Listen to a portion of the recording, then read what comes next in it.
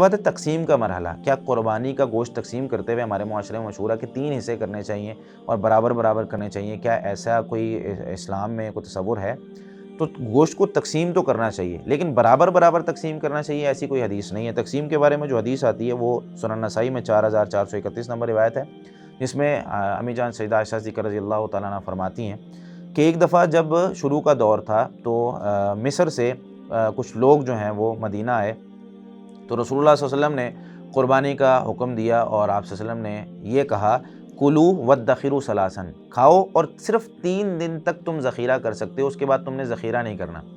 پھر کچھ وقت گزرا، صحابہ کرام نے دیکھا کہ بھائی اب تو قربانیاں زیادہ ہو گئی ہیں، ہر شخص قربانی کرنے لگا ہے، کیونکہ شروع اسلام میں قربانیاں کم تھی، جو ہیں وہ لوگ زیادہ تھے، تو نبی صلی اللہ علیہ وسلم نے کہا کہ لوگوں کو بھی کھلاؤ، 3 دن سے زیادہ ذخیرہ نہیں کرنا۔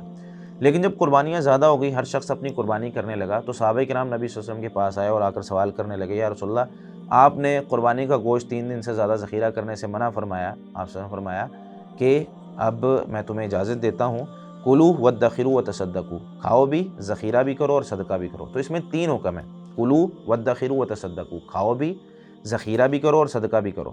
تو ہمیں کچھ کھانا چاہیے، ذخیرہ بھی کر لینا چاہیے اور صدقہ بھی کرنا چاہیے، لیکن برابر برابر اس میں نہیں ہے۔ اگر ضرورت زیادہ ذخیرہ کرنے کی ہے زیادہ کر لیں، اللہ تعالیٰ کے راستے میں زیادہ دینا چاہتے ہیں زیادہ دے لیں۔ مثال کے طور پر کوئی گھر پہ تھوڑا سا رکھنا چاہتا ہے کہ یار چلو کل کھا لوں گا، یعنی اس کے گھر میں بہت زیادہ گوشت آتا ہے تو ٹھیک ہے، وہ بعد میں کھا لے۔